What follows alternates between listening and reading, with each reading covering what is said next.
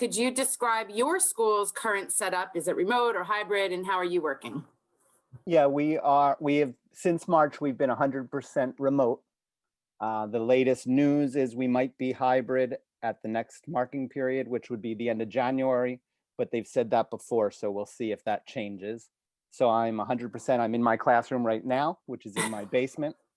I teach in Newark Public Schools, 2nd grade, in probably the poorest neighborhood in Newark. So there's a lot of challenges beyond just the normal challenges that we're all experiencing right here for my students. Do you have students who are not connected? Yeah, we have students. The idea was, and Newark was very proud that they got computers for everybody, but it hasn't necessarily panned out. And then the computers for everybody are kind of very challenged by this software. So they get Chromebooks, but they have a very low amount of memory. We do everything on WebEx, which is the same as Zoom. But once you're running on WebEx and you're using almost all your memory, if I then tell the kids, click on this link or go to this assignment, everything starts to get challenged. But then if you add to that also, they might be living in a small apartment. A 7-year-old that I might teach might have a screaming baby on their lap, and there might be 3 other kids at the kitchen table with blaring classes happening. Their Wi-Fi might get challenged, that things freeze.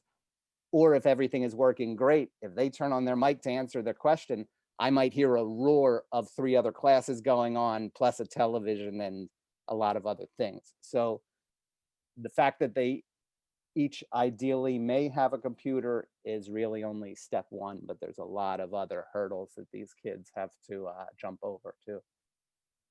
I will say that so I teach in an affluent district, and even there, I've had babies on laps and, kids, like especially kids who are twins, so they're in the same class. Yeah. Their feedback every time they want to try to answer something, and they're trying to crawl into other rooms and find spaces where their parents aren't working, and so a lot. I'm sure it's far more challenging if the resources are slim, but sometimes it's not about money, it's about bandwidth, and also take a kid who, for example, has like ADHD and try to get them to concentrate on this little box to get something out of it is tricky for anybody. Yeah, and just the littlest things, like even if everything then is working, but their Wi-Fi is just slow enough that they might be 30 seconds behind me. And that's just enough to cause a delay that these hard things that you're trying to teach them become exponentially harder, because they're answering a question that you actually asked a minute earlier. And then when you tell them, can you mute yourself? They don't hear you until a minute later. All those same kinds of challenges. Absolutely. And also my fun friends who really, really want to be unmuted, and so keep unmuting so that they can say, oh, really? Mrs. Stankiewicz, guess what? Because they're just dying for that connection. Sure. And I will just tell you guys this one funny little anecdote. I had first graders in about the middle of first grade every year. First graders discover that they can tell jokes. And every year I get a wash of knock knock jokes and chicken crossing the road jokes. And so one day we were working and everybody was sharing their jokes. And one of my chatty friends had unmuted at least 3 times. And I said, you know what, honey, we need to give everybody else a turn. And she said, just one more, just one more. And I said, okay, fine, one more. She said, why did the girl love art class? I said, I don't know, honey. Why did the girl love art class? Because she had Mrs. Stankiewicz as a teacher. And I was like, I'm so glad I let you unmute. So sometimes some nice little moments. Definitely. Yes. Let's go over to Lindsay. And the question I have for you is, what is your children's school setup as the parent role, and how, what is your setup? Yeah. Morning, everybody. Hi. I think there's sort of 2 phases of this virtual learning that Matt and I have experienced. the baseline of which is that we are the luckiest few, right? Like we are in the most privileged of positions here. Both Matt and I work from home, have very flexible schedules. We're both very tech savvy. Like our kids have been around computers for a long time. So of everybody out there, like this, we have it the easiest. And so phase one for us was last spring. Toby was in kindergarten and Jeffrey was in 3rd grade. And so March 14th was all remote for the rest of the year. And it was just this sort of like, nobody knew what to do. And so the teachers had no idea how to translate what they were doing to a virtual environment. The students had no idea how to navigate the different platforms. We were working and had no idea how we were like teaching and juggling kids. So like March to June is sort of the first period of shock, of like how to expect any learning for our children. And again, like best possible situation over here in our household, right? So then this year, coming into like what we expected to be a full year of chaos in the midst of COVID, we got together with a handful of other families. So we're in a pod with 4 other families. And what this means is every day at 8:30, the kids go to my friend's living room. Both parents over there don't work from home. She's a nurse. He works as a super in the city. The house is empty. So we have Wi-Fi set up over there. The kids gather, 7 children between kindergarten and 4th grade. And they're there with like a teaching assistant with a babysitter that we all split. Well, most of us split. And then parents rotate in each day. So that gives us most days of the week to be able to work, and it gives the kids a social environment where they're potted with a few other children without masks, like fully potted, where they're jumping on trampolines between each Zoom class. The pieces of this that I think are just worth mentioning up front are one, just like how unfair all of this is. I mean, I think some of the stuff that Scott was describing is extreme, like the differences in how students are experiencing this year and how we're all going to come back together next year. It's like, it's going to be such a shock. 2, the fact that we can do this pod feels like such a luxury, because as the kids are in hybrid learning in our school district, it's like you're either in school Monday and Wednesday in elementary school or Tuesday, Thursday. So if you're working, like how the hell you do that, I don't know. So this gives us consistency with like childcare and the kids being kind of watched all day. The third part is the teachers have been incredible in figuring out all these different technology platforms and navigating the chaos. I mean, you saw this morning what it's like to just move people around and have a conversation or engage children. Like the teachers have been figuring this out in a way that's pretty remarkable. And like the learning outcomes are sort of all like, whatever we get through this year, we'll have to like kind of put it on ice and hope that we make up in the future. So my big issue has been all year trying to have conversations with our community about equity and like, what are we doing besides handing out the Chromebooks, which has been important, right? Chromebooks and the MiFis and the like getting connectivity, but like, what are we doing around differentiated learning for children who need extra services? What are we doing around childcare for working families? Like, how are we coming together as a community? And it's not working. Like, it's not coming together. So it's a scary time. And again, like not us, like we are in the privileged category here where we've got it figured out, but I don't know what this is going to mean longer term.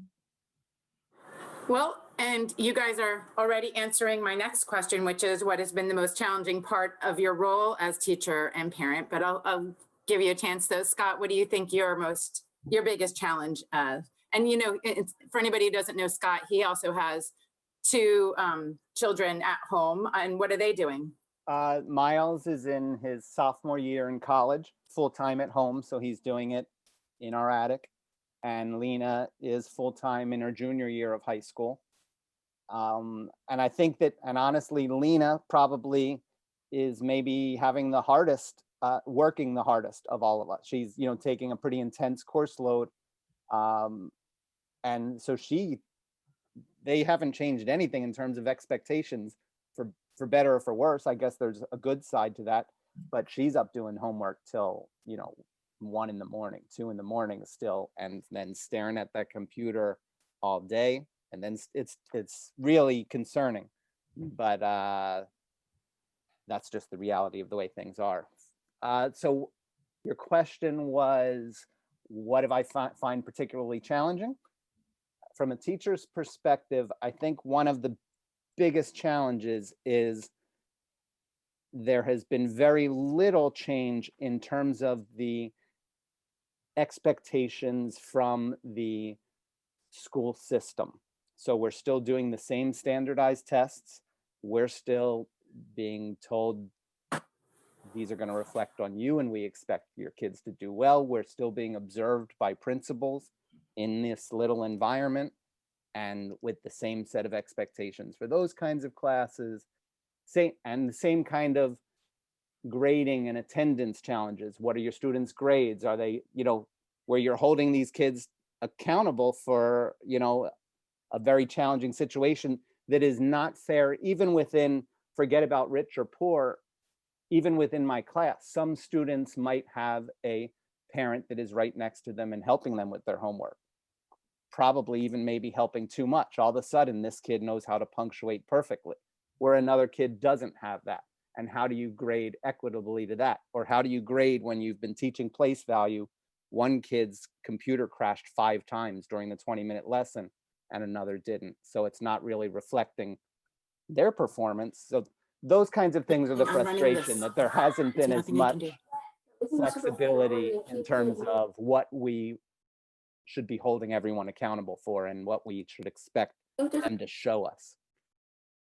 School, and I see all the teacher people nodding their heads, because schools are data driven. So you need to produce that data still all the time. This is what I taught, and this is the amount of learning that happened in it on a daily basis. You have to still be showing that as if nothing has changed in the class world. I will definitely echo that. My best friend at work, I've been at Somerville for 25 years, and she and I have been teaching together that long. And we take a walk at lunch every day, which is our 10 minutes of sanity, to get outside for a few minutes. And, you know, I am in my little bubble. I work in my empty art room with a big screen full of students, but it's the expectations for the specialists is completely different and far more reasonable, which is you get what you get and you don't get upset. And the grading is on participation. I was considered going above and beyond by contacting parents to let them know that their children hadn't been logging on. And, you know, I considered it like I would want that information as a parent, because I'm not home monitoring whether or not the kid can get on. And so I would like to know if my child didn't sign up and go to the art class 5 days in a row. But it's a lot of work to track all that. So like, instead of me teaching the art part, I'm looking at a spreadsheet of how many times your kid showed up and how many minutes they showed up to try to track that. Because in the end, they're certainly not getting anything out of it if they're playing Roblox instead of going to art. Right. So there's even programs, I have not downloaded this yet because I'm a little afraid, called Go Guardian, where the teachers can track what websites the kids are on at what times. So like sometimes a 3rd grade teacher will come across the hall and be like, Joe is not in your art class. He's on blah, blah, blah, you know, because they can see and track what the kids are doing. Although that's pretty intrusive, it seemed. That, I mean, actually all of this is pretty intrusive. Like, that's the other thing, is I have to weigh the ethics of, because on one hand, they also say like, make sure your students are sitting like scholars and working hard. And, you know, and is it right for me to look into your room and say, can you please sit up straight and take that blanket off of your head? Or, you know, because you're in your home. Just because I have this window into your home doesn't mean that I necessarily should be able to start taking over the house. Can you tell your grandma to turn the television down because I'm talking right now? You know, that kind of stuff I do all day, but I question all day, like, what right do I have to tell grandma to turn the TV down? She's experiencing this horrid situation just like the rest of us. And, you know, so I do have positive things to say too. I'm just assuming we'll get to that a little late. Well, actually, I'm going to go to Lindsay on this question and I will come back. The All next right. one is a positive, so don't worry. Yeah. We start with the negative so we can end on a positive. Right. Okay, so Lindsay, what has been your most challenging experience as a teacher, as a parent? I mean, again, phase one versus phase two. So phase one, it was just keeping all the balls in the air. Like it was just physically impossible to be working full time during normal work hours and be on parenting / like teaching assistant full time with the kids. So any family that's in that situation where you've got a someone who's not just able to be a care provider to your child, who's like trying to also keep their job, it's like how you do that when you have young children is mind-boggling. Insane. Yeah, it's insane. I will just tell you from our parent and our situation, we changed our children's school to have them go to my husband's school. So Mark is an art teacher at Tuxedo. They have 250 kids K to 12. So we thought, oh, this is great. I'm sure they'll be able to be at least hybrid. The kids can have more consistency and it's only 2 districts to keep track of instead of 3. Well, they decided to go virtual a week before school. So our life was Grandma Linda comes Monday, Wednesday, Friday. Auntie Brenna comes Tuesday and Thursday mornings. The kids got phones because they're alone between this hour and that hour. I come home early on Tuesday and Thursday. Mark leaves and goes home for lunch and takes care of them in between on Tuesday and Thursday. And all of that was on a color-coded spreadsheet. And that every week we were like, oh my God, what's changed? Every week. The biggest thing that helped was that his superintendent after Thanksgiving let him work from home. And so the release of pressure from that one change, he's still teaching remotely. He was remote before, he's remote now. It's just that now he's in his office upstairs, but we don't have to worry about who's taking care of the kids and at what time. It's been a tremendous difference. And I can only imagine the other parents going through this in all, situations, parents who, are first responders or maybe working in a hospital or something like that, where you can't just like check in with your kid at 10 o'clock and see if they joined the math Zoom, Right. Yeah, So. I agree. I mean, the childcare parts of this are ridiculous. And I mean, especially with little ones. With the older kids, at least they can be a little more independent and you hope that they're doing what they're supposed to do. But I mean, Scott, you're talking about so many different complicating factors that affect older children too. The other thing, again, from like everything being as good as it could possibly be, the thing that I am most concerned about is less the academic outcomes. I feel like my kids are fine. They're on track. They've got us. We read with them all the time. They're going to be fine.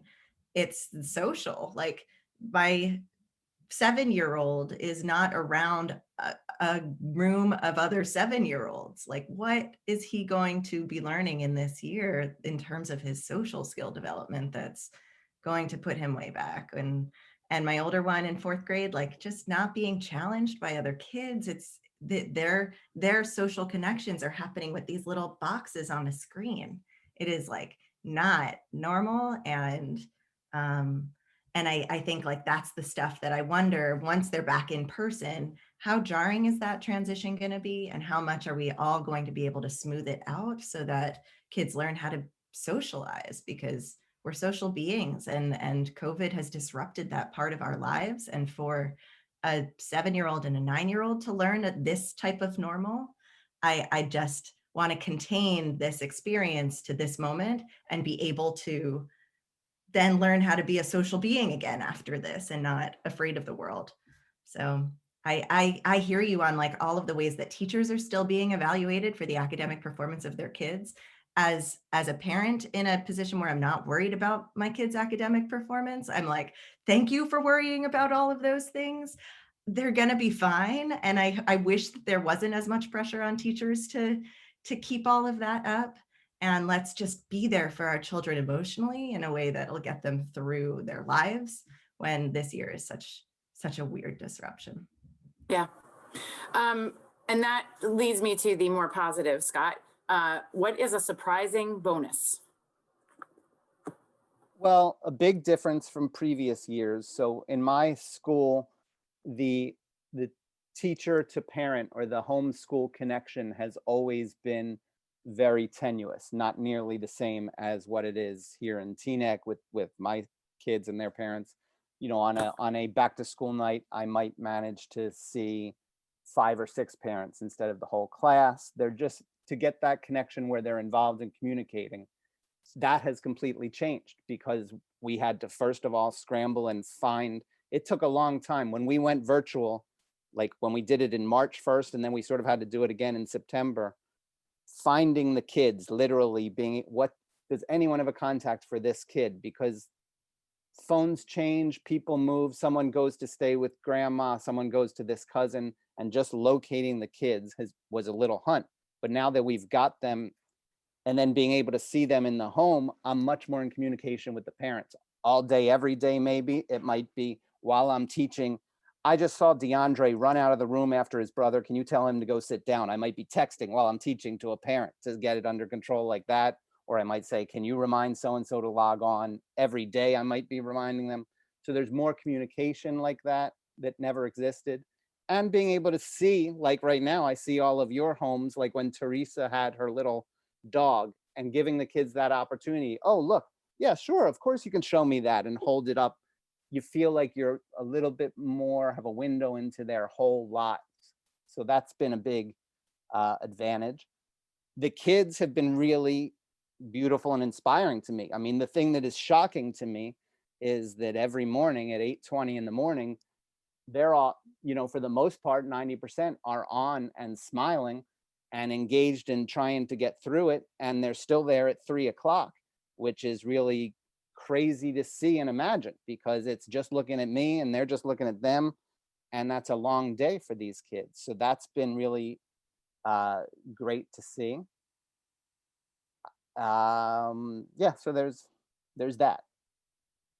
And I'll add, as a bonus, as an art teacher, most of my lessons in the past would be 4 to 6 weeks. There'd be like introduction and, you know, learning a new material, making something, and then the finishing up and blah, blah, blah. Well, nobody can sustain these lessons for that long anymore. So my lessons are 2 to 3 weeks, which means I have, and also they made a rotating schedule that's every 4 days. So I'm teaching more than once a week. Like every class has like this extra day as it pops up. I have blown through almost my entire curriculum already by December.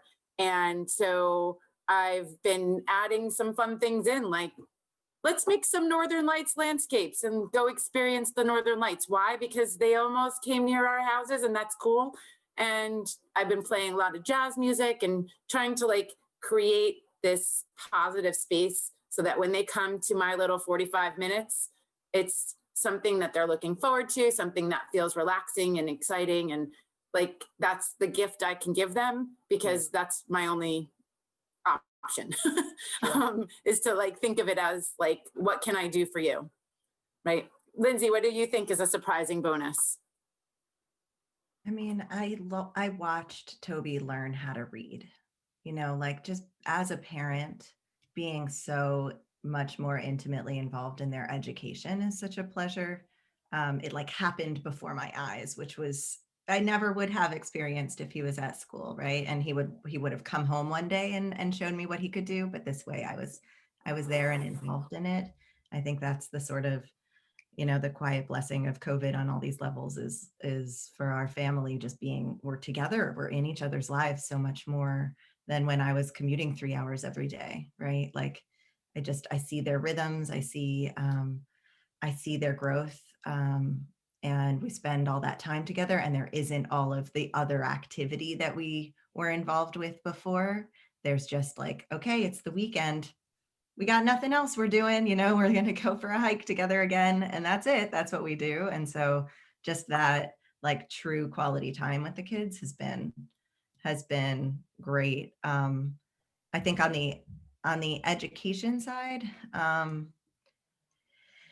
like they are I mean, Teresa was talking about it, but like they are tech children now, which is a little scary, but like we used to really limit how much screen time they had, and that has kind of gone out the window. And you know, Jeff very proudly shared that we got a 3D printer. Like he is like in technology and can type and can consume things and can show me shortcuts, and like push the boundaries on where technology can go. And the kid is 9 years old. So in terms of them as digital natives, being like ramped up real quickly on what they are able to do with these platforms in front of them, it's a pretty cool thing to see, as long as we harness that for good.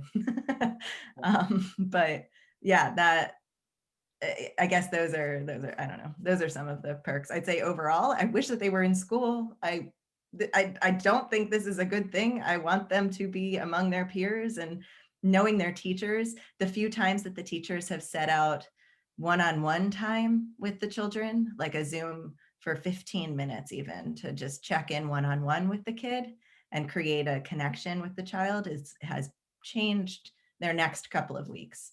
So if they only could know their teachers and have that experience, if they could only know their peers and like build real friendships, I miss that more than Another thing I would add that I'm also always telling my students, and I'm telling my students' parents, is that what we're learning now also is these kids are learning to be patient with when everything goes wrong and you're trying to type and it's not working and the thing crashed and we're talking. Just that, can I be patient and keep trying and figure it out, and also accept, okay, that broke down and wasn't as great as it could have been, but at least I'm doing it, because there's a lot of reassuring the parents too, because they feel like, I'm sorry, it crashed 7 times, they couldn't get on, they couldn't do anything, and they don't realize, oh, it's happening to 50 other parents at the same time, and just your little bit of involvement of just trying is a lot for these parents. Just try to help your kid do a little bit, and that's huge. And if these kids are just trying to learn a little bit, that's huge. And if they can stay calm and just appreciate what they're getting, that's a life skill that wasn't necessarily at the forefront in my 2nd grade class that I was teaching before this. And now it probably is the biggest thing they'll come away with. Yeah, I have to agree, Scott, that like executive function is something that is hard for a lot of kids. Planning in advance, being ready for a class. And now they're at home. I can't hand you the piece of paper. You have to remember to bring it to class. I can't hand you a sharpened pencil. But like I, as a teacher, have been more flexible to say, like, all of my lessons you can do with paper and pencil. It's more fun if you have other materials like the ones I sent home. If you can't find them, get yourself a paper and a pencil. But I can't reach through the screen and give it to you. So I think that's been really, really a life lesson for a lot of the kids, which is not necessarily a bad thing. Like, what do I need for art class? What do I need for music class? Oh, she said to bring chopsticks. I better bring those, right? I'll have more fun if I'm prepared.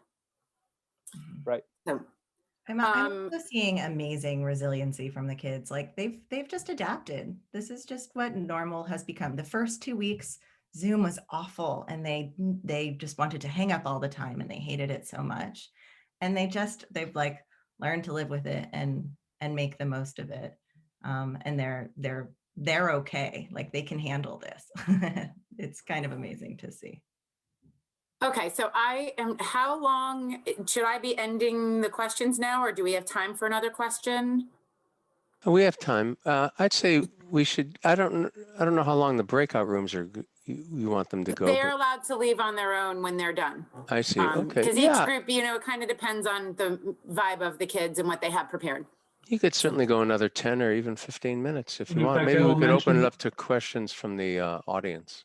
And I mentioned that the juniors room actually has emptied itself out. So I think so they probably were just done already. So yeah, that's fine. All right. So you want to do questions from the audience? Or? Yeah, let me ask the last question. And then I think we actually just answered one of them, which is what gives you the most hope, which is that like they do have resilience and problem solving skills. But here is my last question. Do you have any innovative ideas for what we could do better as a society, as a school, or as individuals?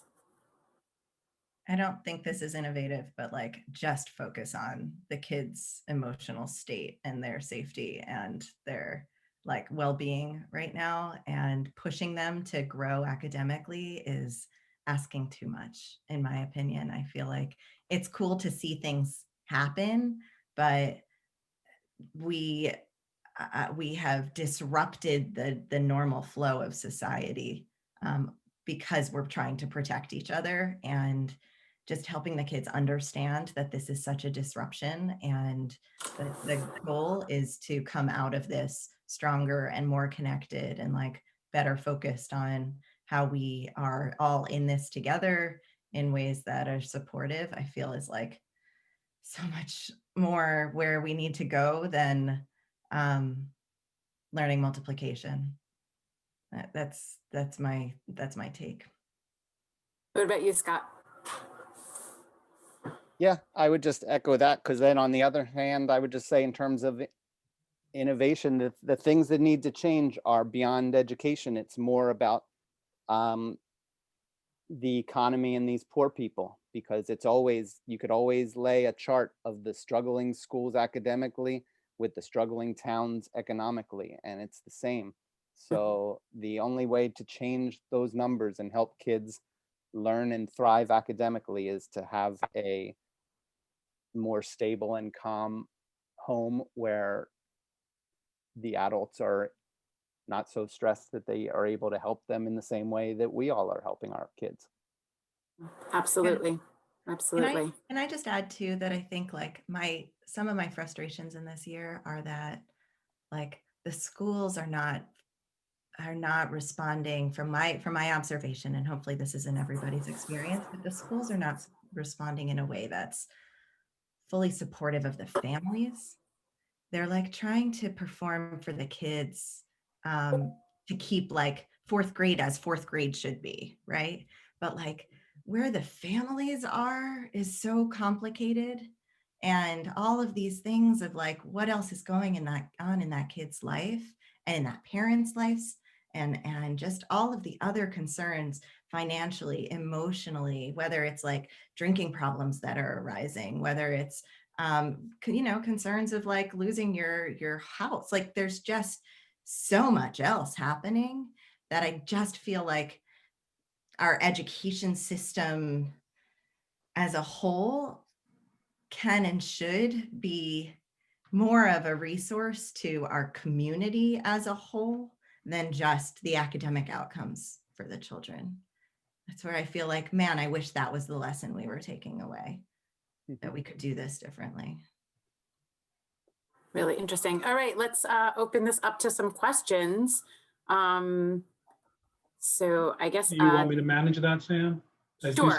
I see some Zoom hands starting to go up. I did put the little link for how to raise your Zoom hand in the chat again. And I will remind you that if you're on a telephone, *9 is how you can raise your hand, and *6 is how you can mute and unmute yourself on your telephone. And I do see a number of hands on. I'm going to take advantage of the situation now and interject my own comment first. And that is, as the Zoom master, you saw how I struggled setting up the breakout rooms today. And it was commented on by a few people that look how this is our daily life in the classroom trying to deal with the Zoom stuff. And so even as a dedicated Zoom master, my only job today was to try to figure out how to manage Zoom. And you poor teachers have to do it on top of being teachers as well. So it's not a question, it's just a comment. So with that, I'm going to call on the first person whose hand I see, which is either Beth or Perry Stein. So please unmute yourself and proceed. There you go. Hi, it's Beth. Hi. Thank you for that interesting talk. As someone who's been a substitute teacher for the past 10 years, I can't even imagine how you guys are doing it. My question has to do with, for the teachers, the fact that you're on Zoom means that parents can see how you're teaching at any time they want. And I'm wondering if there's criticism of you teaching from parents, like I saw you doing this or that, or if there's parents are like interfering or interjecting themselves into the situation, or they're not there enough. So how does parents being able to view what's going on during the school day impact your teaching?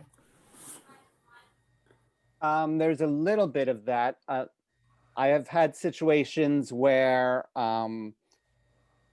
like a parent has all of a sudden unmuted themselves on the kid's thing and said, "Excuse me, you haven't called on my child for such and such amount of time. Can you?"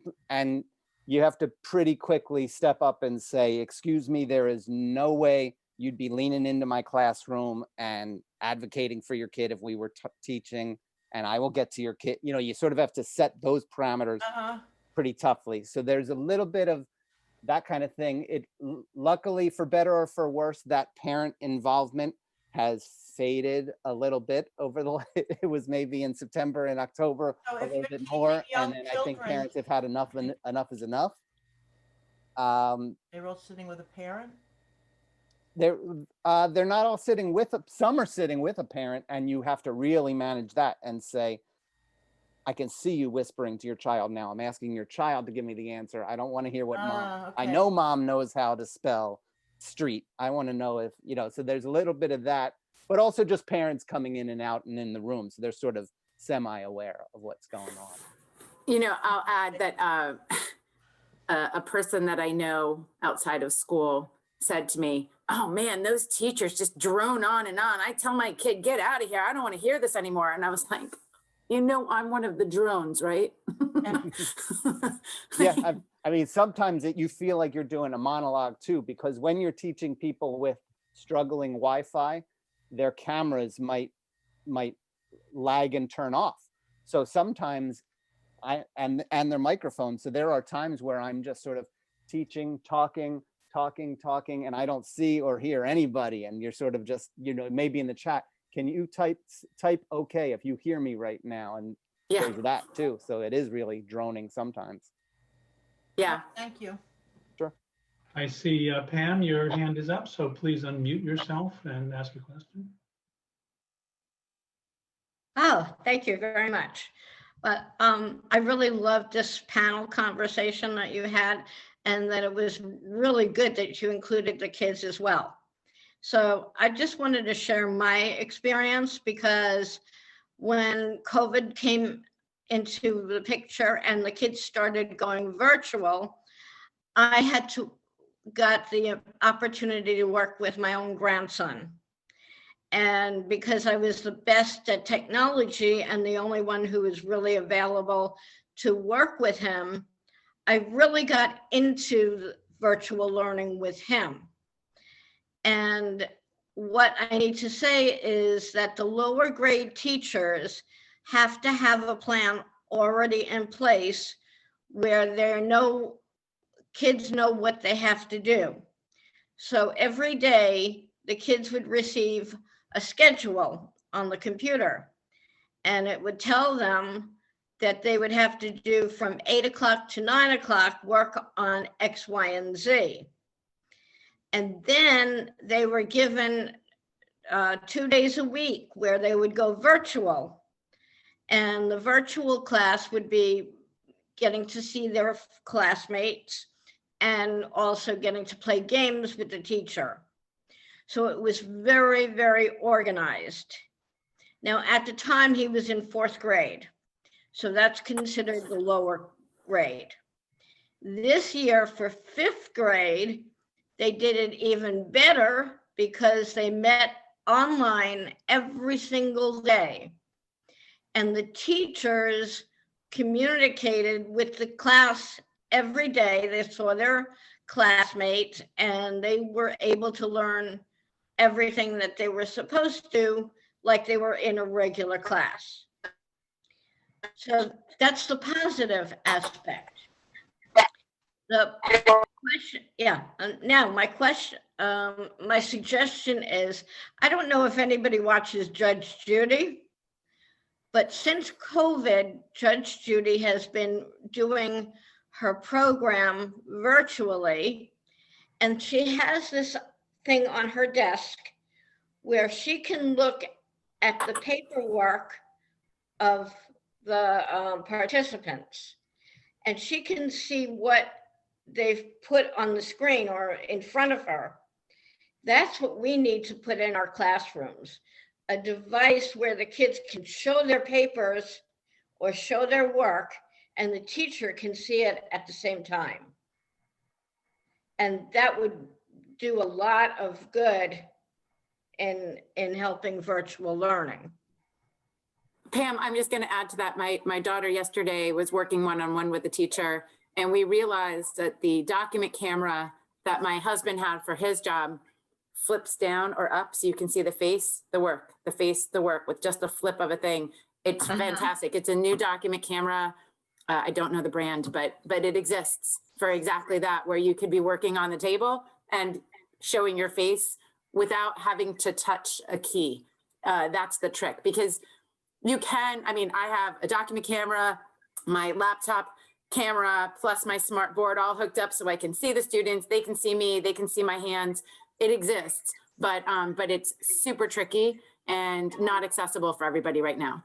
So yes, that would be a future. And I started to say at the very beginning, Jay had talked about something about being challenging. And I was saying that the thing about Google Classroom that I find the most challenging is that to upload a picture is like 27 steps. And it is so tricky that I can't expect them all to be able to turn in work. So I can't, even if I wanted to create a consistent situation with K-5, like saying, here's your assignment, here, now turn it in, they can't turn it in. Because there's no like, just click the camera, hold up your work. It's click this to click this, then to click this, then to click that to get to the camera, and then hold up your work. And it's too many steps, they can't do it. Right, yeah. So I'm just gonna go over to a couple of the chat things for a moment. Jay had asked about whether there's a change in bullying, and I think it's an excellent question, but I don't actually have a good answer. I would say that the kids don't have the opportunity for the evil eye, the bumping into a locker, the like subtle things that you can't catch easily even in school, but those things can't happen when they're in their separate spaces. So I imagine, I would like to think that there's probably a lull in the peer-on-peer bullying, but there's also a lull in the positive things that peer pressure can do, which is show up for school and everybody opened their book, and now I'm opening my book too because I saw everybody open the book. So at a younger level, peer pressure can be a good thing because it encourages them to follow the routine of what school looks like and to behave in a group with group function. And when we're trying to teach group function and, you know, kid A is at the Y with no materials and kid B is at grandma's house with no materials and kid C is, you know, got the baby on their lap, like Scott said, those things can't happen. Whereas if they were in school and they saw everybody do this, then they just do it too. And then all of a sudden they're in the book and ready to learn.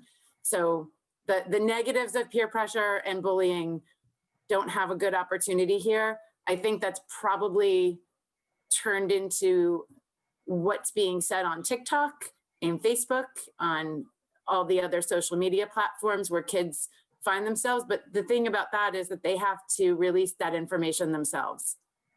I think though there's kids are pretty savvy, and so there's ways in which it can still show up even if they're not there shoving each other in a way that. Yeah, I just think that it's hard to be subtle on a big screen like this because you can either chat and have everybody see it or say something or do something. And I agree with you 100%, Lindsay, that if they want to get their message across, they'll find a way, but it's not as easy. You can't like throw a spitball and hit the kid in the back of the head. You know what I mean? Yeah. One of the craziest ones that I learned about recently was just using a Google Doc and just having like a kind of semi-public chat of bad-mouthing each other on a Google Doc that then is shared with certain kids and not other kids. It's like, you don't even need to, there's a way to get around it. Yeah. But it's an excellent question. I don't have more information. Actually, Dan Farrat was here and he teaches high school. So if he has any high school experience with bullying, maybe he has something to say. But why don't we go back to the questions? If Dan has something to add, we can catch him later. Javier, please unmute yourself and ask your question. Good morning. I wanted to know a few things. One thing, how the system is filling the gap financially. there might be parents who can afford to buy computers for every kid they have in the house. Also, I would like to know how you guys fill in the gap sociable. As Samantha was saying a minute ago, bullying and all that is happening in society, even though it's terrible to us, it is needed to be a character. Now, if you homie, you having no interaction, how are these kids progressing sociable? That's it. Well, I'd say my school is a community school. So like one of the other concerns is food for these kids. So the families can come to the school in the morning to still pick up lunches and that sort of thing. As far as the computers go, computers and hotspots are supposed to be able to be delivered so that to try to help with that. So I would say that it's like maybe a B+ job they've done with that. So they're trying to do that in terms of helping out as best they can. In terms of the social stuff, there's little opportunities within the day. So we'll even take little breaks where I let the kids talk together on screen without my interaction, and they get into that and can do that. And they like that. But it's been a change for them. Like we've said, that's going to have to be made up later.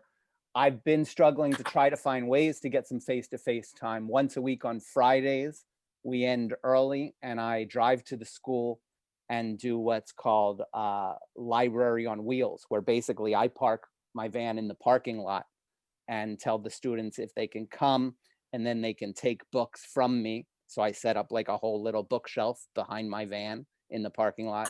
And that gives us more valuable also time to like just sort of joke around in masks for 15 minutes while they're there. They come, they take books, borrow them, and then the next week can rotate them. That gives us at least a little, because these are kids that I haven't met in person because it started out the school year, a little bit of time to actually see each other and a little bit of time for them to cross paths. We also had like a science fair in the parking lot and things like that. So there's just, you have to really work to carve out those little pieces of where a kid might actually see a kid beyond the screen. Diane Kozarski, please unmute yourself and ask your question.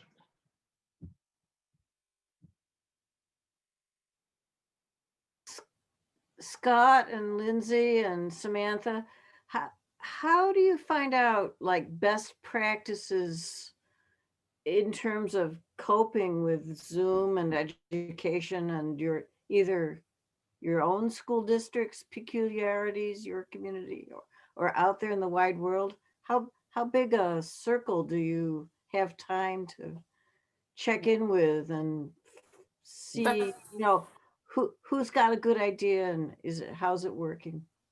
I'll add one thing that answers your question to my surprising bonus. The art teachers in Ridgewood, there are 6 of us who are elementary, and we have been on a group chat since March that goes back and forth. And for example, this past Friday, when they took the snow day from Thursday and merged it on Friday, we all had oh my gosh, this is what I'm doing, this is what I'm doing, this is what I'm doing. And it does help. Sometimes it's just blowing off steam. I can't believe so-and-so said so-and-so. And sometimes you do get these little lessons, or I took your hot chocolate lesson and I added 3 slides. We have like a shared Google Doc that has all of our lessons, then we're posting for each other so we can share back and forth. We each, in the spring, we each took 1 grade level. So like I was in charge of 3rd grade, and now there's a bank of 3rd grade lessons from last spring. I haven't used all of them in my current, and now I have stuff that's waiting for me ready, and what the other people did in the other grades. And that has been a really nice thing to have. So that's one of the ways. And there are also like online chats and stuff like that in Facebook, but go ahead, Scott, you can answer that too. Yeah, similarly, there's sharing like that, sharing actual lessons, or else it might just be like recently somebody showed me a link that was a virtual whiteboard that now I can get my students to go on. So if I'm doing a math problem, I can then actually share the link and then have it on the screen where everybody can watch one student work. And that was sort of a big game-changing shift because it was actually working for us. The thing is, there's a lot of, once you're in that teacher world and click on a few different teacher groups, there's no shortage of look at this awesome software and this awesome software, but which ones are going to actually work, not crash, the kids can get on it without signing in, all the little hurdles to make sure they work. Because just like anything, you can start to feel very like, oh my goodness, I just saw 50 links of all these awesome bells and whistles. I'm not good enough. Why can't I get any of that happening in my class? Sometimes all the fancy stuff doesn't look as good in practice. Once you then actually try to like implement it in your classroom, all of a sudden everything froze. And or the one kid who we have kids that are attending class through a phone like this. So you show them some awesome math manipulative website, and Isaiah, how come you're not on it? Oh, I'm sorry, I'm on my mom's phone right now for class. And of course she can't click and interact in the same way. So maintaining that, how do I keep everybody on board where it's fair for everybody? But there's a lot of teachers all day every day are sharing what they've figured out to try to make it happen. My favorite hack is this. Now you can see me making art. Yeah. If you put your laptop at 45 degrees, and I'll tell the kids, if you're not needing my screen right now, put it at 45. Let me see what you're making. And that's a game changer to see them working with no added bells and whistles or software. But in terms of best practices, the big thing that is really obvious now is that the teachers that are teaching now are the pioneers of this. They're the only ones that have ever had to do it. So there are no like best practices from administration or from the school system or anything like that. The school system gives out curriculum that is not ready for it. Or, it's really when a principal says, make sure you're doing this, this, and this in your class, it's obvious to all the teachers, we can't do that because of this. If you're not doing it every day, there's no way you're going to learn how to do it. Paolo, please unmute yourself and ask your question. I've been working a little bit more on, farther removed from all this, on the educational technology end of things. And so, some of the stuff that you're saying about, the importance of the social aspect and the mental health aspect and how that's affected by the technology is, I think very important. And, but one of the things, just to sort of remind people, if this had happened 15 years ago and we suddenly had to shut everything down, the kids would have been working entirely on forums, doing text chat. So just even the fact that we can have real-time video conferencing and being able to see each other's faces is a huge step forward. And so I imagine that 5 years, 10 years from now, we will have new technologies that will make it even easier to kind of have that social component added. And, just this whole experience, there's basically hundreds of millions of guinea pigs right now, sort of like, just showing like what works, what doesn't work, what do we need to tweak and change and stuff like that. And so, I'm hopeful that we will see new technologies moving forward that'll make it easier. They should hire me at this point, but Mozilla Hubs has been awesome. I think for creating that spatial experience that is definitely lacking from something like Zoom or Google Chat, So yeah. I hear that, Paolo, and I think that the technology has enabled friendships for my fourth grader in ways that are so important. Just by playing Minecraft together, he like has a social connection to somebody that, otherwise it would be very hard to see and each other and be together in person.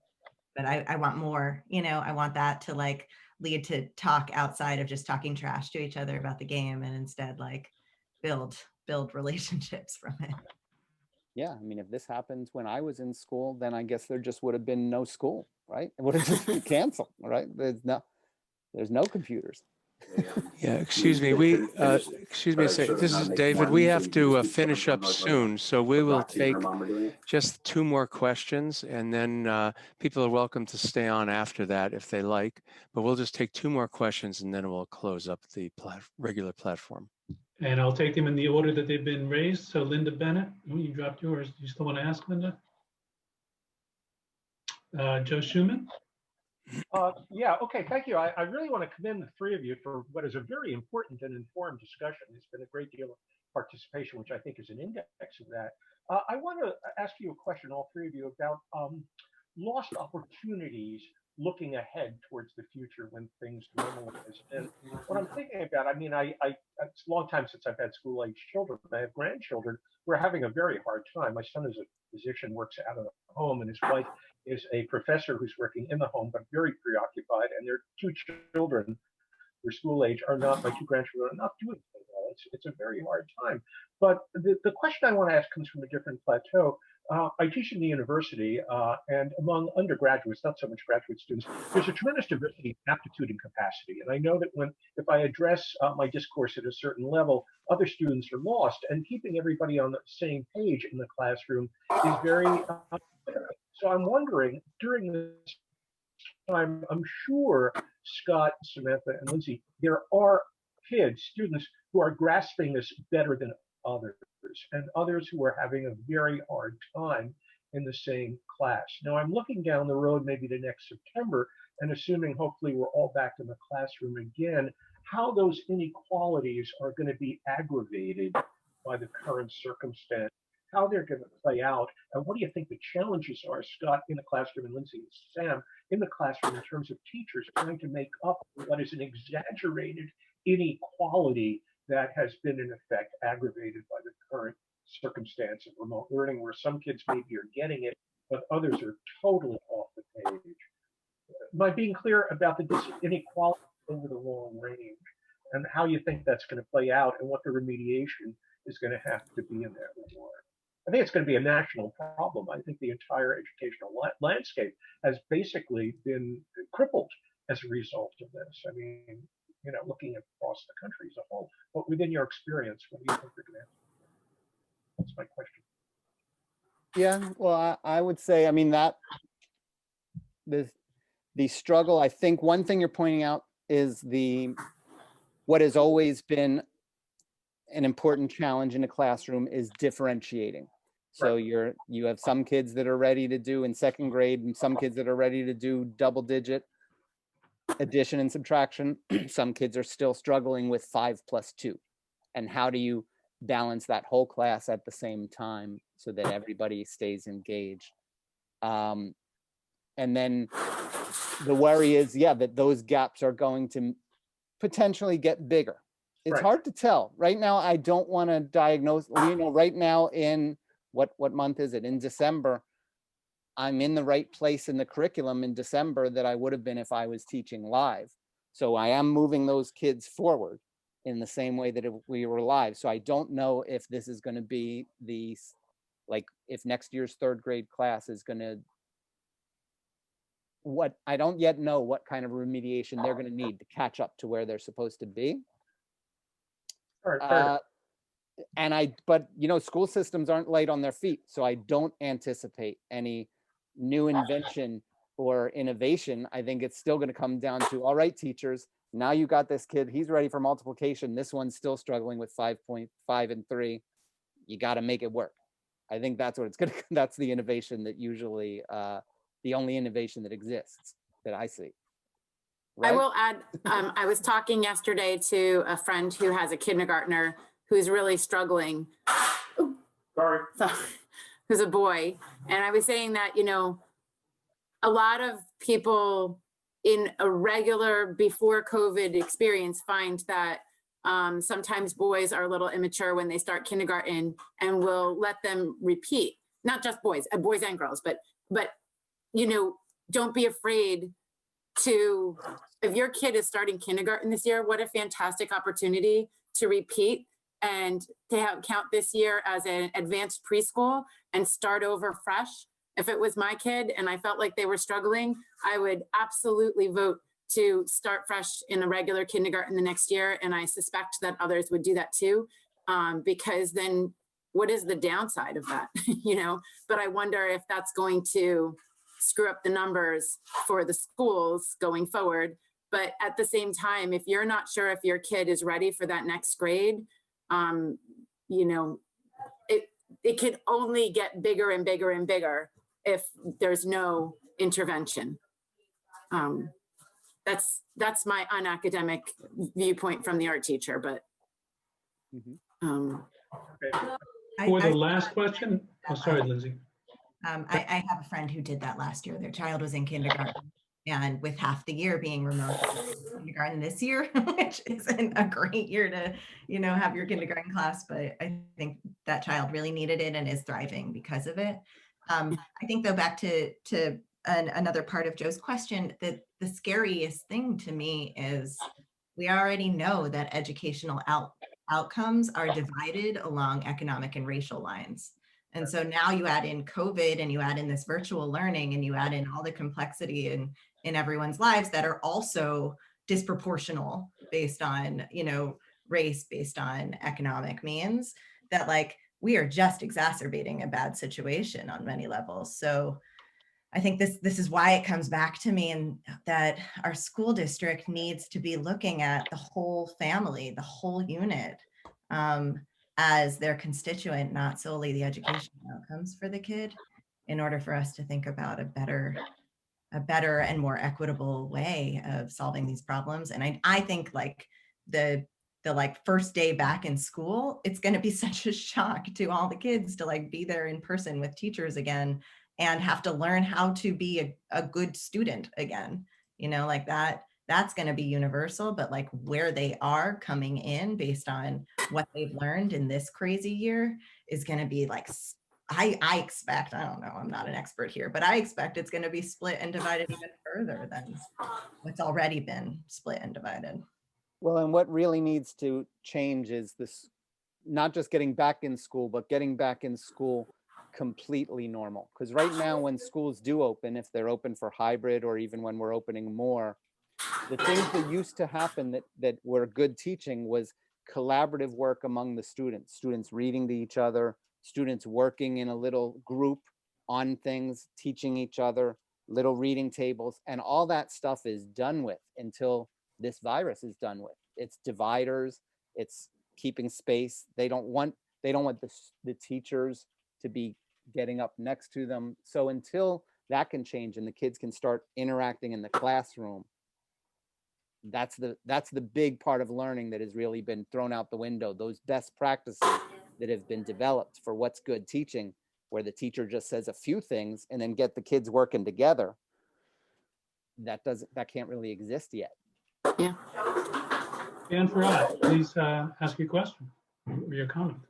Actually, it's more of a comment than a question, because everything that I've heard here, I completely relate to all the teachers and I understand all the parents and everything, but we've all been talking about middle school and lower. I teach high school seniors. So 17 and 18-year-olds, it's really hard because just for all of you, imagine all the stress you have over COVID, all the fears you have and all that. Now apply to college at the same time. Now worry if you're going to have a prom and actually a graduation ceremony. All these things are building up that don't normally. And so it's very hard. The situation itself is, really difficult, and the school counselors are working overtime. So, because they understand what the problem is fully. And they also are in the second largest age group, the age group that has the second highest infection rate in the state. So they know this and they are afraid. And most of my kids have switched to all virtual at this point, even though we are trying to teach hybrid, because they're afraid of getting sick. They're afraid of bringing it home and killing grandma with it. They're afraid of all these things because they do understand all the ramifications of the illness. So I just wanted to throw in a little high school perspective, since Sam kind of hinted at it earlier. Yeah, no, it's very appreciated.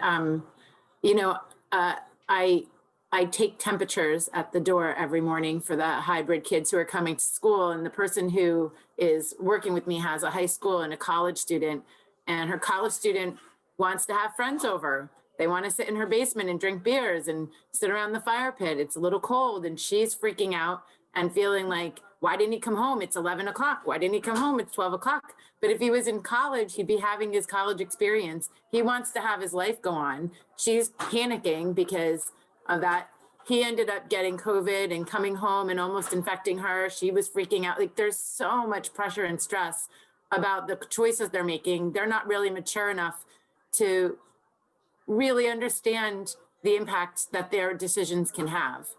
And you know, I 100% hear that age group, that upper level high school this is not the life they signed up for right now, and they're feeling it.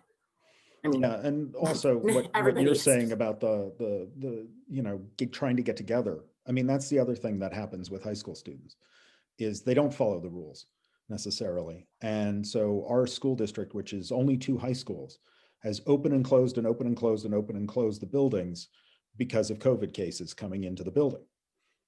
Because kids do meet outside of school without masks, you know, whatever it might be. They're throwing parties at people's houses still, you know, so you get this mix of all this stuff going on.